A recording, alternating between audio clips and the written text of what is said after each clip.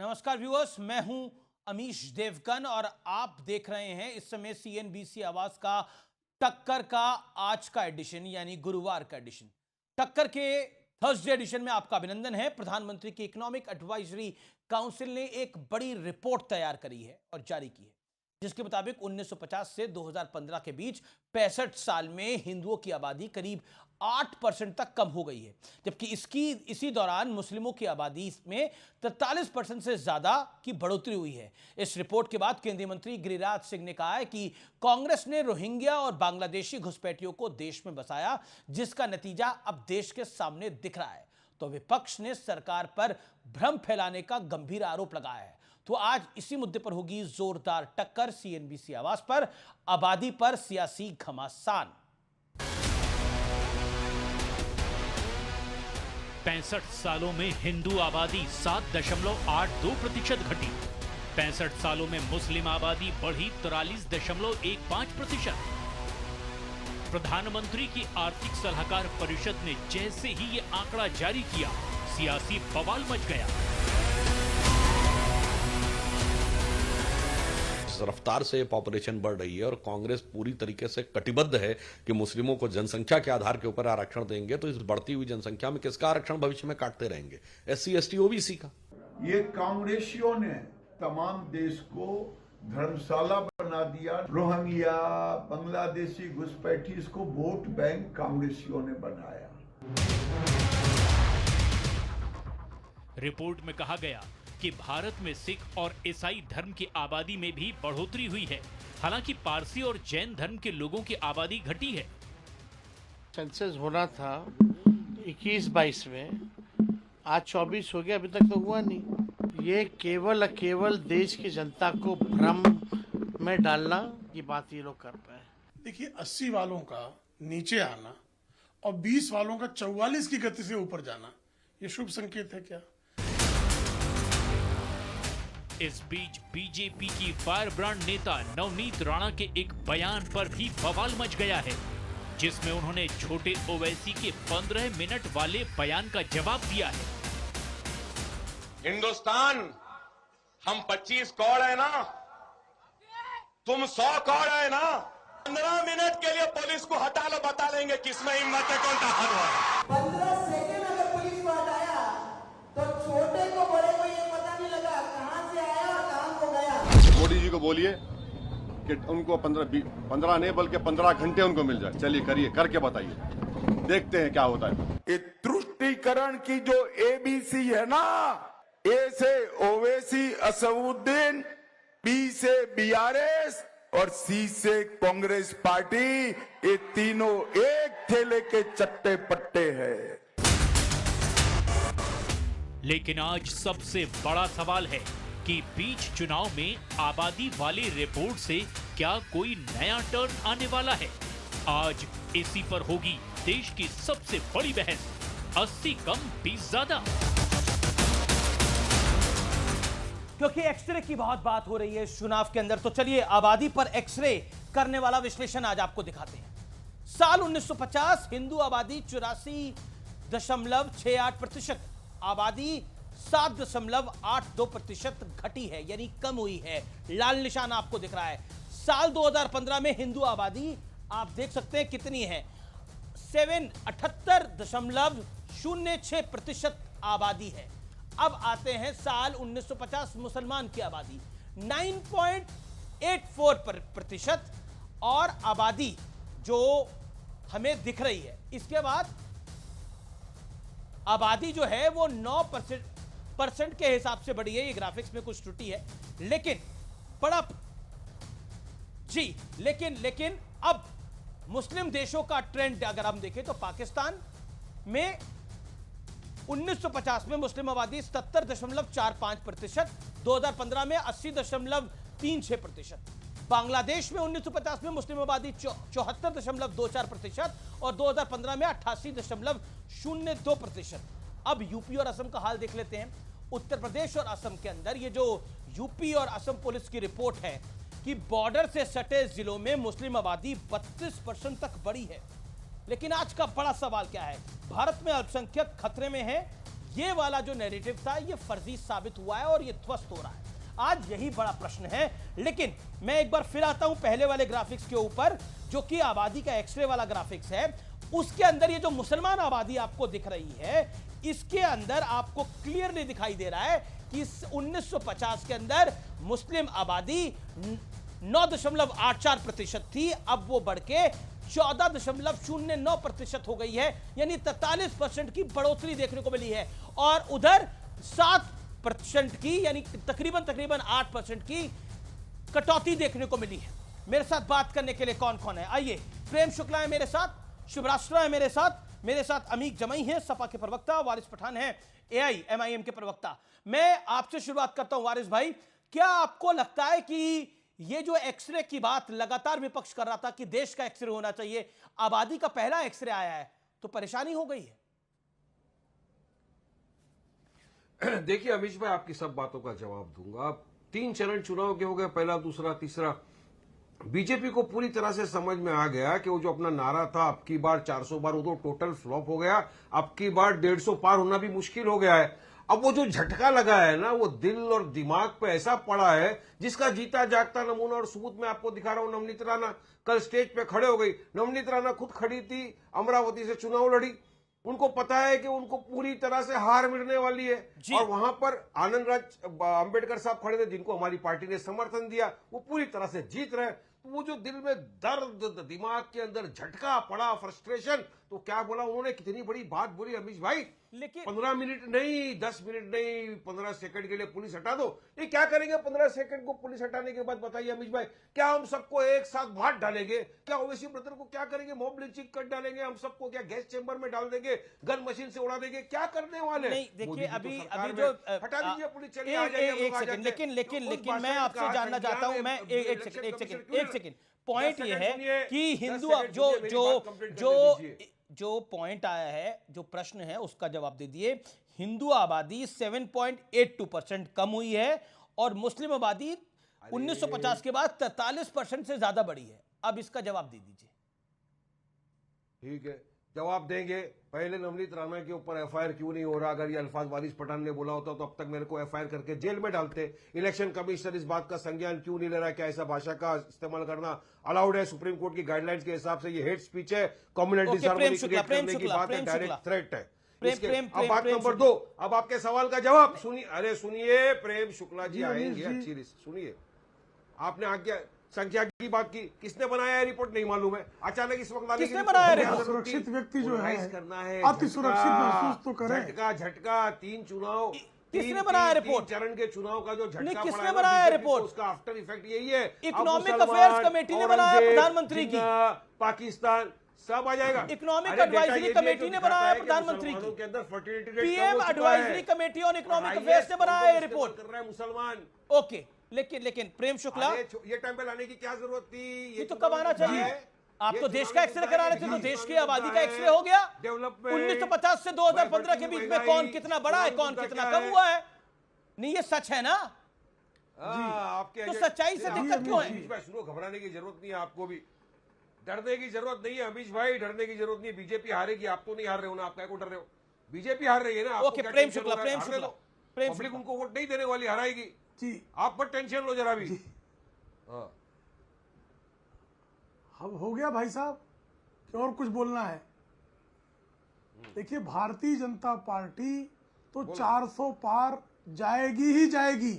और ये जो 2-4 सीटों पर लड़ते हैं, क्या पिद्दी का शोरबा, इनके शोर मचाने से क्या हो जाने वाला है?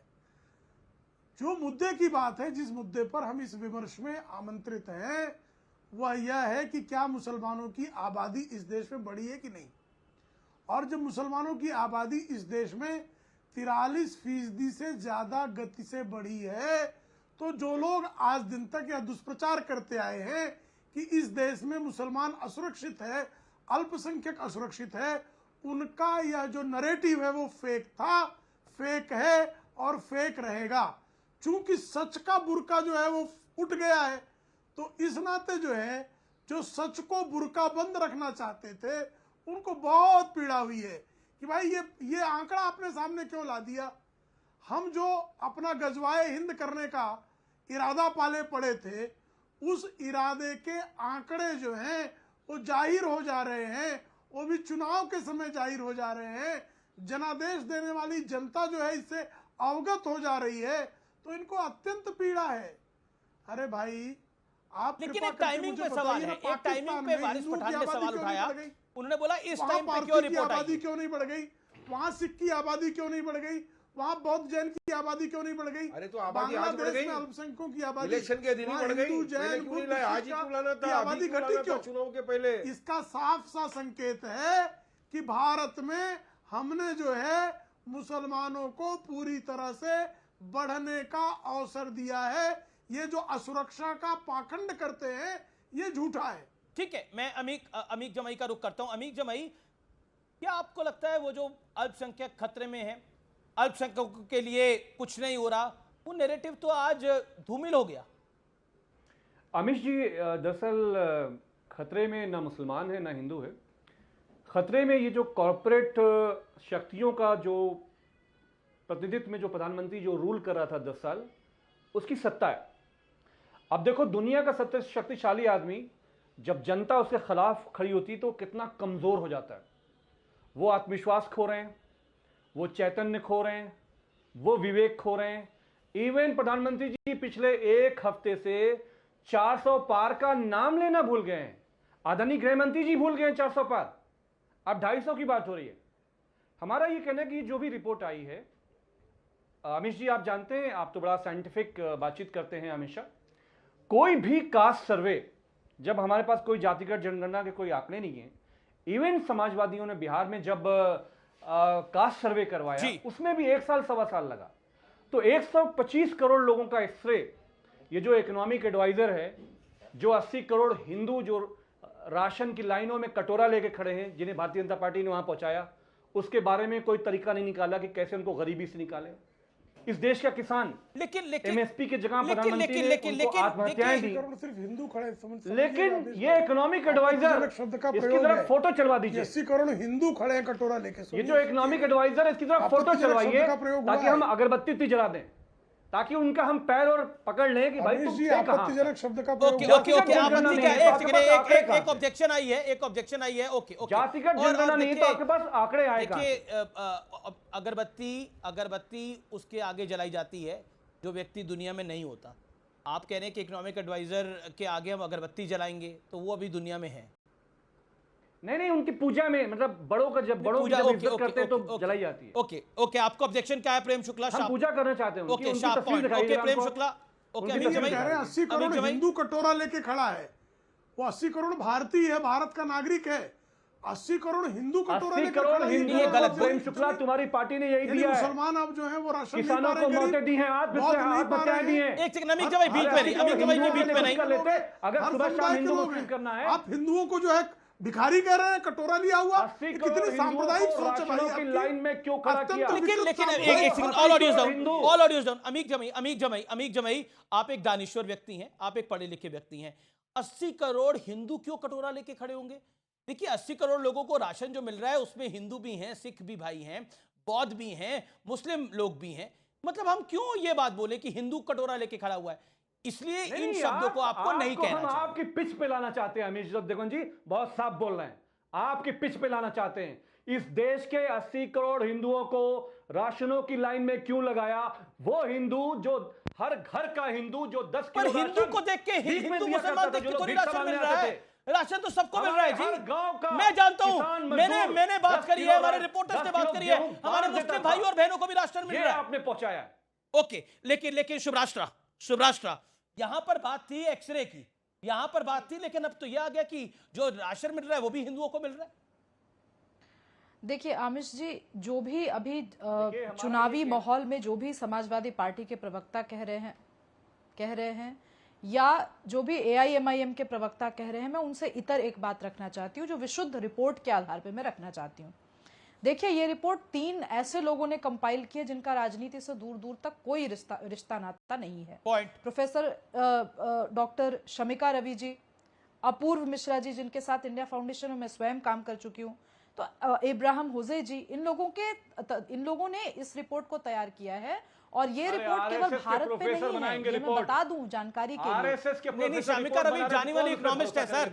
नहीं, शमिका रवि बहुत जानी मानी इकोनॉमिस्ट। अरे अगर सुभाषा काम कर रही है तो वो किस विचारधारा के लोग होंगे, समझ जाओ। ये यूएस की, आई एम सॉरी टू से अमित जी, आपकी नॉलेज शायद कम है।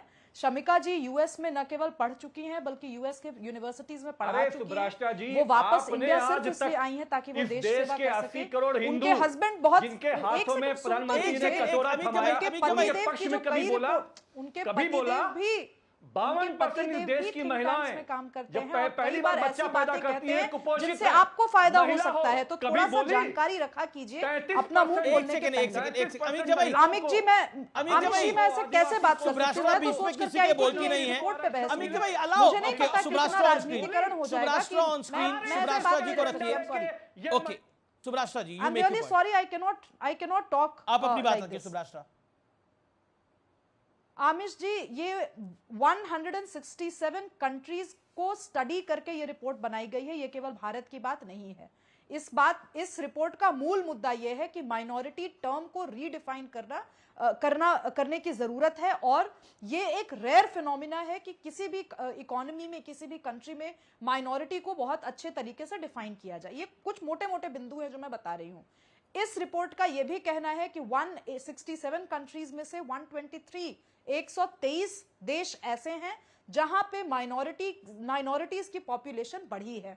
ये साउथ ईस्ट एशियन और साउथ एशियन रियलिटी को भी समझते हुए जब इस रिपोर्ट का जो फाइंडिंग है वो ये रहा है कि म्यांमार और भारत, ये दो ऐसे देश हैं जहां पर माइनॉरिटीज का पॉपुलेशन बढ़ा है और जो मेजॉरिटी उसका पॉपुलेशन कम हुआ है। पॉइंट तो यही है, देश में अक्सर दुनिया में अराउंड द ग्लोब दुनिया में अक्सर देश ऐसे हैं जहां पे मेजॉरिटी की पॉपुलेशन बढ़ती है, लेकिन भारत में और म्यांमार में आपने बिल्कुल सही कहा, यहां पे मिनॉरिटी की पॉपुलेशन बढ़ी है। यानी यहां पर हिंदू बहुसंख्यक है, उसकी जनसंख्या कम हो रही है और शार्प डिक्लाइन आ रहा है, और जो अल्पसंख्यक जिसको दर्जा दिया जाता है यानी मुस्लिम की जनसंख्या वो बढ़ रही है। ये क्लियर कट है और हमने देखा है, इसमें तो कोई दो राय नहीं है, ये तो फैक्चुअल है। Okay Amique Jamei, now your reaction to this is all factual.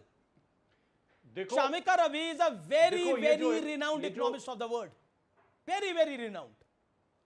आमिश Devgan ji, ये जो इकोनॉमिक एडवाइजर की रिपोर्ट है ना, ये अगले 5 दिन प्रधानमंत्री के भाषण, गृह मंत्री के भाषण की खाद है। जब तक कास्ट सेंसस इस देश में नहीं होगा, कोई किसी के बारे में कोई सर्वे आ ही नहीं सकता। तो अगर कोई सर्वे ऐसा था जो हो रहा था, तो भारत की संसद में इतना गंभीर सर्वे क्यों नहीं पेश किया गया, टेबल किया गया? क्यों प्रधानमंत्री भूल गए? इसका मतलब यह कि जो फर्जीवाड़ा, अरे इकोनॉमिक एडवाइजर फर्जीवाड़ा, ये प्रधानमंत्री की स्पीच लिख रहे हैं, भाषण लिख दो सीधे सीधे प्रधानमंत्री को क्या बोलना है। अरे मुसलमानों के बारे में इतनी घटिया बातें करना, एक तो चंदा मांगने जाते हो अपने इन्वेस्टर दोस्तों से अरब वर्ल्ड में, ये कितनी घटिया और सतही एनालिसिस के मुसलमानों को भारतीय जनता पार्टी प्रधानमंत्री कैसे ट्रीट करते हैं? मुसलमान वाली बात क्या है? ओके सुब्राष्ट्रा का राइट है जवाब देने का। सुब्राष्ट्रा जी, अमीक जमाई की बात का जवाब। मैं हैरान हूं कि इस देश में, जी मैं हैरान हूं आमिश जी कि इस देश में मुझे लगता है कि जैसा राजनीतिक माहौल बन रहा है, किसी भी पढ़े लिखे लोगों के द्वारा लिखी गई रिपोर्ट पे गहन और गंभीर चर्चा हो ही नहीं सकती। यहां पे तो सिंपल सी बात है, एक मैं अंग्रेजी में एक लाइन लिखी जो कि बहुत सही लाइन है कि ये जो पॉपुलेशन इंक्रीज है वो एक प्रॉक्सी है बताने के लिए कि माइनॉरिटीज की स्थिति कैसी है हमारे देश में। यानी कि हमारे देश में जेन्युइनली मुसलमान प्रगति कर रहा है। इससे कौन मुसलमान नेता है जिनको दिक्कत होनी चाहिए?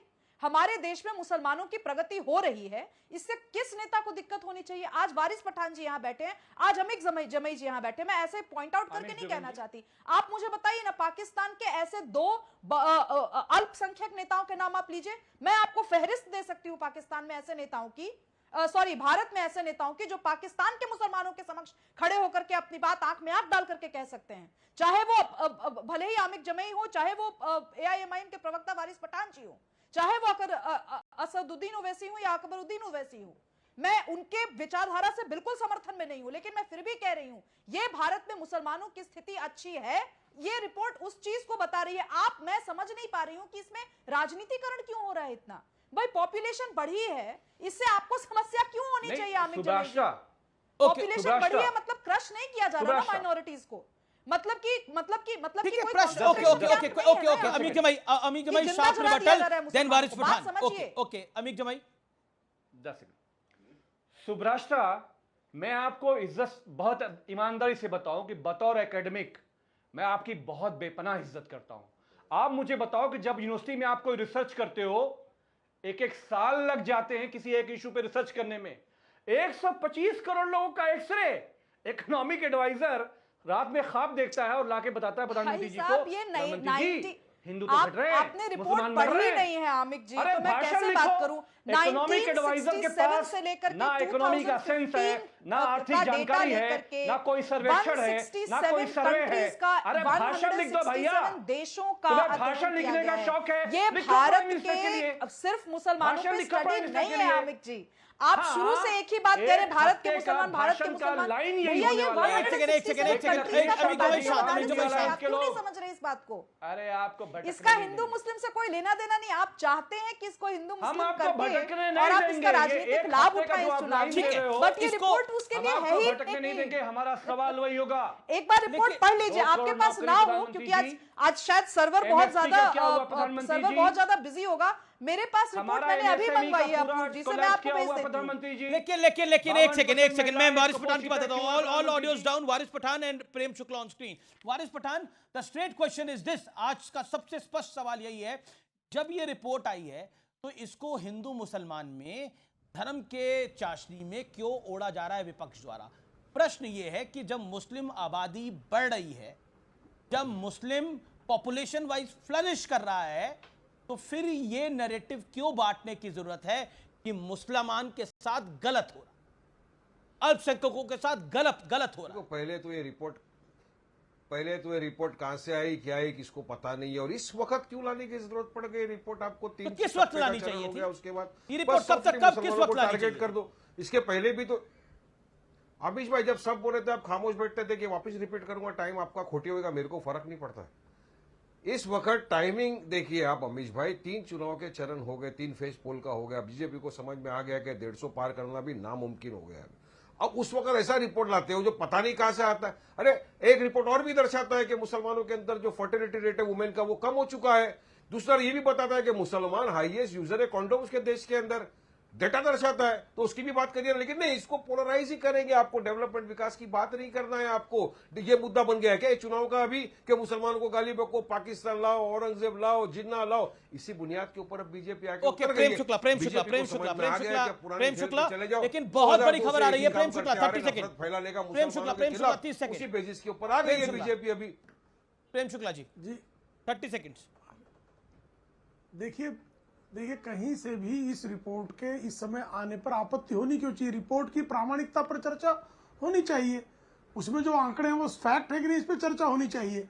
और भाई बारंबार जो अमीक जमई जो हैं इस देश के खाद्यान्न लाभार्थियों को भिखमंगा करे, कटोरा लेके खड़े हैं और उन सबको हिंदू कह रहे हैं। अमीक जमई एक मुसलमान होकर जिस तरह से 80 करोड़ हिंदुओं को अपमानित कर रहे हैं, भिखमंगा कह रहे हैं, इससे ज्यादा जो है घटिया सांप्रदायिकता क्या हो सकती है? और उसके लिए मैं विनम्रतापूर्वक कहना चाहूंगा, मैं न्यूज इसलिए 18 कह रहा जैसे हूं, अच्छे प्लेटफॉर्म का दुरुपयोग कर रहे हैं। 24 80 घंटे करोड़ हिंदू समाज को गालियां दे रहे हो, 80 करोड़ हिंदू समाज को गालियां दे रहे हैं और इतनी विकृत गालियां दे रहे हैं। इसके बाद भी जो है क्या किया हिंदुओं के साथ बताओ? सुरक्षित है। एक जो है मुसलमान, अरे बताओ ना क्या किया हिंदुओं के साथ? भिखमंगा कहे, नौकरी देनी थी, अगर मैं इनको नौकरी नहीं मिली, कितना चिढ़ जाएंगे। किसान कौन है? मुसलमान किसानी करता है, भिखमंगा कहते हैं। आपको शर्म आनी चाहिए। मुसलमान किसानी करता है, और वो एमएसपी क्यों नहीं दिया हिंदू किसानों को? लाभार्थी है, 24 घंटे जो हिंदू की बात करते हो, इसलिए मैंने विशेषकर पूछा। कैसे बेशर्म आदमी है, 80 करोड़ में 60 बेहया करोड़ हिंदू है होंगे। आप, कितने क्यों निर्लज्ज उनकी हैं आप? नौकरी हमारे अब तक हिंदू आपकी भाइयों की निर्लज्जता सामने आई है। अग्निवीर में आपको खत्म माफी करी। मांगनी चाहिए। लेकिन क्या एक ऑब्जेक्शन है अमीक भाई, क्या आप अपने शब्दों को वापस लेना चाहते हैं? क्या यू वांट टू अमीक भाई, आपने 80 करोड़ हिंदुओं को, एक सेकंड, और कुछ नहीं हो, आप अपने शब्द वापस लेना चाहते हैं? आपने 80 करोड़ हिंदुओं को भिखारी बोला है। नहीं, मैं ये कह रहा हूं कि एनडीए ने, प्रधानमंत्री ने इस देश के जो 80 करोड़ हिंदू थे, हर घर में हमारे भारत के हिंदू फैमिली 10 किलो राशन, अरे भिक्षा में हिंदुओं को राशन नहीं मिल रहा है। आज सरकार ने 10 अपनी जानकारी को दुरुस्त करिए। लेने पे मजबूर कर दिया। वो लाभार्थी हैं खाद्यान्न के। हिंदुओं को, हमारे लोगों को आपने खाद्यान्न के भीख मांगने पे लाभार्थी मजबूर हैं। कर दिया है। हिंदू हमारे ऐसी नहीं भाषा है। का प्रयोग है अमीश जी। हिंदू हमारे भाई नहीं है। किसान जी जिसको एमएसपी की बात थी, क्यों नहीं दिया? नहीं, आपने ये क्यों बोला? आपने पिच पे आपसे बात करेंगे। अमीक जमाई, आप पढ़े लिखे व्यक्ति हैं, नहीं, पलटिए मत। 24 घंटे मुसलमान करते हो, इसी पिच पे बात करेंगे आपसे हम। नहीं, आप 24 घंटे आपको जिस पिच पे बात करनी है वो आप करिए, वो आपका अधिकार है, फ्रीडम ऑफ स्पीच है। अब ये ईरान तो है नहीं, टर्की तो है नहीं, सऊदी तो है नहीं, अरब तो है नहीं कि वहां पर आपको बोलने की आजादी ना हो। यहाँ तो बोलने की आजादी है जी। आप 80 करोड़ हिंदुओं को भिखारी भी बोलेंगे तो सुनेंगे वो? बोलने की आजादी जो है, नहीं, आप बोलेंगे ना, आप बोलेंगे सुनेंगे सब लोग। ये है तो है नहीं वो। यहाँ तो बोलने की आजादी है। मेरी बात पकड़ लेंगे। यहाँ पर इस देश के प्रधानमंत्री, देश के अभी की बड़ी खबर सुनिए। हेडलाइन सप्लाई मत करो, बस हेडलाइन सप्लाई करना बंद करो अमीश देवगन जी। मुझे हेडलाइन सप्लाई इंडिया अलायंस कर रहा है। अभी की हेडलाइन सुनिए, ब्रेकिंग न्यूज सुनिए। संजय राउत, उन्हें औरंगजेब दिखा रहा है भारत के प्रधानमंत्री के अंदर। संजय राउत का बड़ा आपत्तिजनक और विवादित बयान है, बेहद आपत्तिजनक बयान है। पीएम मोदी की औरंगजेब से तुलना करी है संजय राउत ने। औरंगजेब 27 साल से लड़ रहा था, लेकिन महाराष्ट्र में आके हार गया था। महाराष्ट्र में उसकी कब्र खोदी गई थी, ये कहा है संजय राउत ने। मैं रुक करता हूं प्रेम शुक्ला का। प्रेम शुक्ला, देखिए, श्रीमान संजय राउत के आका उद्धव ठाकरे ने एक बार मोदी जी के लिए अफजल खान शब्द का प्रयोग किया था और बाद में चरणों में शरण हुए थे। जब से वो श्रीमती सोनिया गांधी की शरण में गए हैं, औरंगजेब वादियों की शरण में गए हैं, जब से बम कांड के अभियुक्त बाबा चौहान जो हैं उनके कंधों पर उनके प्रचार का बीड़ा उद्धव ठाकरे जी ने सौंपा है, तब से उनको सोते जागते उठते बैठते सिर्फ औरंगजेब दिखाई देता है। और वो बार बार गुजरात को औरंगजेब से जोड़ते हैं। गुजरात में महात्मा गांधी का जन्म हुआ, सरदार पटेल का जन्म हुआ, जमशेदजी टाटा का जन्म हुआ, अजीम प्रेम जी का जन्म हुआ, लेकिन उनको सिर्फ औरंगजेब दिखाई देता है क्योंकि श्रीमती सोनिया गांधी जो औरंगजेब के औरंगाबाद को बनाए रखना चाहती थी और बाबा साहब ठाकरे के सपनों को जिन्होंने चकनाचूर कर रखा था, उसको संभाजीनगर हमने बनाया। जवाब संभाजी के नाम पर हमने संभाजीनगर बनाया। जवाब ले लेते। One second. ओके, वारिस पठान, क्या आपको लगता है इस टिप्पणी के ऊपर आपका रिएक्शन? वारिस पठान, देखिए अमीश भाई, साफ बात है कि बीजेपी को अभी पोलराइजेशन कर रही है। पर ये संजय राउत की बात पर आप क्या कहते हैं? कर रही है ये दो। बीजेपी देश में नफरत फैलाने का काम कर रही है, दो समुदाय के बीच में नफरत पैदा कर रही है, एक हेट पैदा कर रही है। अब हमारे लिए तो चाहे संजय रावत हो चाहे इस तरफ एनडीए, दोनों भी एक ही सिक्के के दो हिस्से हैं। इन लोगों के पास महाविकास आघाड़ी का तो मैं क्या बोलूं अमीश भाई, आपको आप सबने देखा 48 सीट है महाराष्ट्र के अंदर। यही संजय रावत जी, उनकी जो यूबीटी सेना है कांग्रेस के साथ है, इन्होंने तो एक भी मुसलमानों को टिकट नहीं दिया चुनाव लड़ने के लिए। बताइए, चलिए 90% मुसलमानों के वोट तो इनको चाहिए, मगर एक पॉलिटिकल एम्पावरमेंट नहीं करना चाहते मुसलमानों का, ना इनका कोई नियत है कभी देने की। इनके वरिष्ठ नेता छोड़ के चले गए। आरिफ नसीम खान ने कहा कि मैं कैंपेनिंग भी नहीं करूंगा क्योंकि लोग मुसलमान सवाल करेंगे। तब संजय रावत क्यों खामोश रह गए? क्यों नहीं संजय रावत ने कहा कि नहीं, हम अलायंस में है, हमको एक को तो देना ही चाहिए, क्योंकि लोग बोलते हैं जिसकी जितनी संख्या भारी उसकी इतनी हिस्सेदारी के हिसाब से एक को भी नहीं देते। इंडिया अलायंस है, भाषणबाजी करने के लिए का हिस्सा है। जवाब अमीक जमाई, वारिस पठान की बात का। अमीश जी, मुझे अपनी बात को नहीं, वारिस पठान की बात का जवाब दीजिए। अभी अमीश जी मैं पूर्वांचल गया तो मैं एक बूढ़ी माँ के घर पे नहीं, गया। अमीक जमाई, वारिस पठान की बात का जवाब। और वो नहीं, मैं जवाब दे रहा हूं, मुझे अपनी बात कहने दीजिए प्लीज। मैं उनके घर में गया, मैंने पूछा कि माँ कैसा चल रहा है, क्या हो रहा है? तो बोला कि भैया बहुत गरीबी है, अधिया पे लोग काम वो आते थे, अब तो अधिया पे भी काम नहीं मिल रहा है, राशन वगैरह मिल रहा है, उसी से काम चल जाता है। तो मैंने कहा कि माँ कुछ और कम पड़ता है, कैसे पूरा कर लेते हो? बोली बबुआ एक तो बात तो के कहा के बानी कि तुम लोग जब छोटे रहला तो हम लोग 10 किलो गेहूं किनारे निकाल रखते थे कि कोई भी भिक्षा के लिए आएगा, हम लोग उसको बांट दिया करते थे। आज लगता है कि भगवान का कोई प्रकोप हमारे लोगों के कपार पे आ गया है कि आज 10 किलो राशन का हम लोगों के लाइन लगा के पड़ा है। तो आप सोचिए कि भारत के हर घर की यही कहानी है कि जो देने वाले, मतलब आप कह रहे हैं कि इंडिया अलायंस अगर सरकार में आएगा तो गरीबों का राशन नहीं देने वाले बन गए, लेने वाले बन गए। जो देने वाला समाज था हमारा, वो लेने वाला बन गया। और मोदी जी की जो वर्षा होती है इस देश के पूंजीपतियों पे होती है। कल आप गाली दे रहे थे 2 कॉर्पोरेट फोर्सेस को, मैं ये कह रहा हूं कि वो टेम्पो से जा रहे हैं, ट्रेवलर से जा रहे हैं, कैसे जा रहे हैं? छापा पड़वाओ उनके घर पे, ईडी आपका है, जेल डालो दोनों कॉर्पोरेट फोर्सेस को। कल आपने जिस तरह से गाली दिया है, इंडिया अलायंस ने हमेशा सिर्फ ये बात करी कि जो धन दौलत की लूट है उस पर रोक लगे। हमने पूंजीपतियों की मुखालफत नहीं करी कि वो देखो। ठीक है। ओके अमीक जब आपने भी बात को रखा। ओके सुब्राष्ट्रा टेम्पो कहां से मिल गया आपको? सुब्राष्ट्रा, टेम्पो की क्या खबर है? जी, मैं दोबारा से इस रिपोर्ट पर आऊंगी आमिर जी, क्योंकि ये डिबेट इस रिपोर्ट पर थी। इस रिपोर्ट का मोदी जी की पॉलिसीज से, इस रिपोर्ट का आमिर जमई जी जो कह रहे हैं उससे कोई लेना देना नहीं है। इस रिपोर्ट का सिंपल सा कहना यह है कि 167 देशों में से 123 देश ऐसे हैं जहां पर मेजॉरिटी पॉपुलेशन डिक्लाइन हुई है, माइनॉरिटी की पॉपुलेशन बढ़ी है। उसी क्रम में यह आगे कहता है कि नेपाल, म्यांमार और भारत, ये 3 ऐसे प्रदेश हैं साउथ एशियन रियलिटी को अगर हम मद्देनजर रखें तो यहां पे जो मेजॉरिटी पॉपुलेशन है उसका भी डिक्लाइन हुआ है, माइनॉरिटी पॉपुलेशन बढ़ी है। अब इस रिपोर्ट में बहुत साफ शब्दों में, बल्कि बोल्ड में लिखा है, मैं वो जरूर पढ़ के सुनाना चाहती हूं ताकि ये एजेंडा ध्वस्त हो सके। We abstract away from the causes of this change and instead focus on the share of the minority population as a cumulative outcome measure of their well-being। मतलब हम ये जो 3 राइटर्स हैं इस रिपोर्ट के, वो कह रहे हैं कि हम ये जो चेंज हुआ है इसके कॉजेस पे नहीं जा रहे हैं। इस रिपोर्ट ये में स्पष्ट कर रहे हैं कि हम राजनीति नहीं कर रहे हैं। हम सिर्फ ये कह रहे हैं कि माइनॉरिटी पॉपुलेशन जो है उनका क्यूमुलेटिव वेलबींग है, वेलबींग बढ़ा है। इस चीज को ये रिपोर्ट रेखांकित कर रही है। अब आप मुझे बताइए कि पीछे से जो भी बोल रहे हैं, तुम्हारा काम ही है ये भाषण लिखना। इतनी स्पष्टता से एकेडमिक अपनी बात को रख रहा है, ये आप जैसे नेताओं की जिम्मेवारी बनती है। वारिस पठान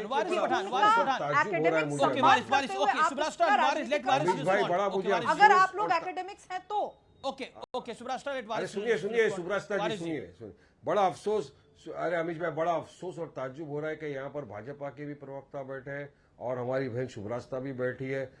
एक ने भी अब तक नवनीत राणा के जो बयान था, हेट स्पीच था, उसका खंडन नहीं किया। उन्होंने सबको मार डालने की बात की, 15 सेकंड में सबको खत्म कर देंगे, ओवैसी ब्रदर को छोटा बड़ा क्या क्या सब इस्तेमाल कर दिए, कोई खंडन नहीं। इन्होंने ये कहा कि उसको अरेस्ट करना चाहिए या इलेक्शन कमिश्नर को उसके खिलाफ संज्ञान लेकर एक्शन लेना चाहिए। ये मुद्दा नहीं है क्या? अच्छा, आपके हिसाब से ये मुद्दा नहीं है? जो चीज मुसलमानों के खिलाफ गई उसके लिए तो आप खामोश बैठ जाएंगे। नहीं, आप सुनिए, आप बोले तो मैं तो खामोश था ना। देखिए, किसी एकेडमिक पेपर पर अगर राजनीतिक बहस होगी तो सिंपल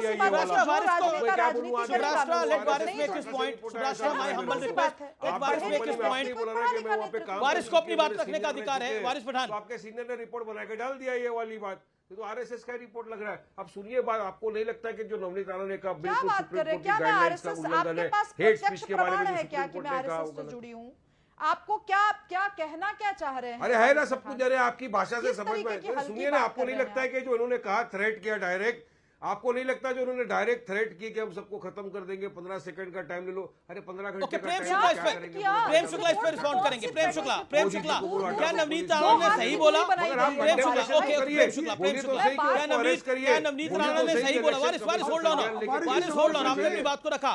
नवनीत राणा भी हमारे साथ जुड़ रही है अभी कुछ देर के अंदर। प्रेम शुक्ला, क्या नवनीत राणा ने गलत बोला? आपकी कैंडिडेट है बीजेपी की। अमीश जी गलत बोला था अकबरुद्दीन ओवैसी ने, उनकी जिहादी सोच प्रकट हुई थी जब कहा था 15 मिनट का समय दे दीजिए,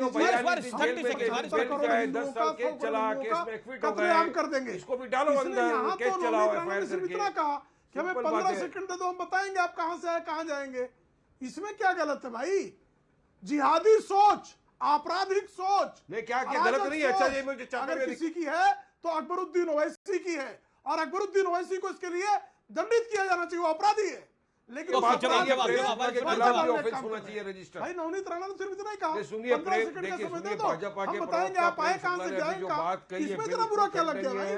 कंडेम करते हैं हम इस बात का। इन्होंने कहा कि जो नवनीत ने कहा सही कहा।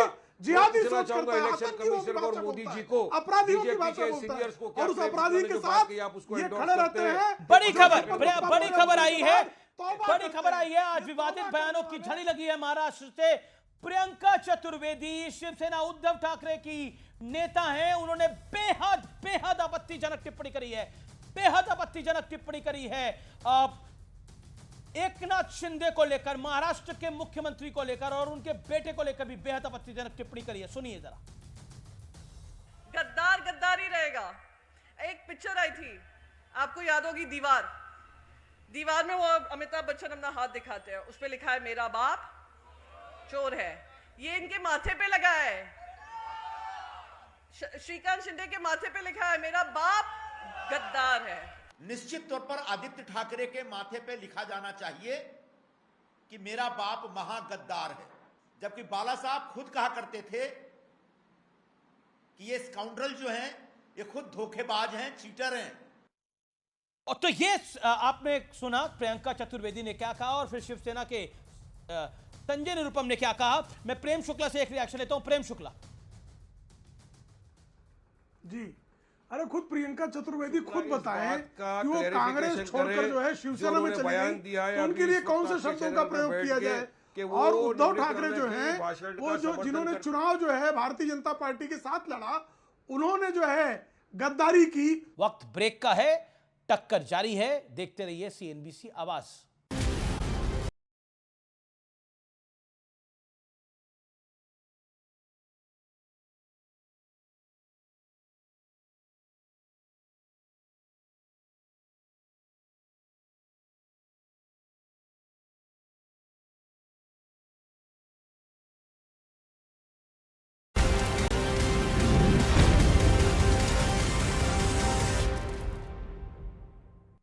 और व्यूअर्स अब रुक कर लेते हैं हमारे एक्सक्लूसिव गेस्ट का। हमारे साथ आज मौजूद हैं अभिनेता और अब भारतीय जनता पार्टी के नेता शेखर सुमन, और शेखर सुमन की नई web series super duper hit है, एक नहीं 43 देशों में सुपर हिट है, हीरा मंडी उसका नाम है और वो सुपर डुपर हिट है।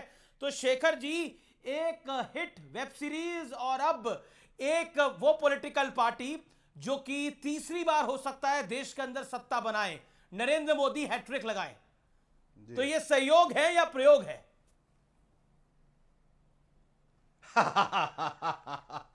देखिए, एक अभिनेता हमेशा प्रयोग पर ही निर्भर करता है। हीरा मंडी भी एक प्रयोग ही है, उसके कई सीन्स प्रयोग हैं, क्योंकि सेट पे आने पे सीन्स बदल देते थे भंसाली साहब, ये उनकी खासियत है। और फिर हम प्रयोग करते थे कि ये किस तरह से बेहतर किया जा सके।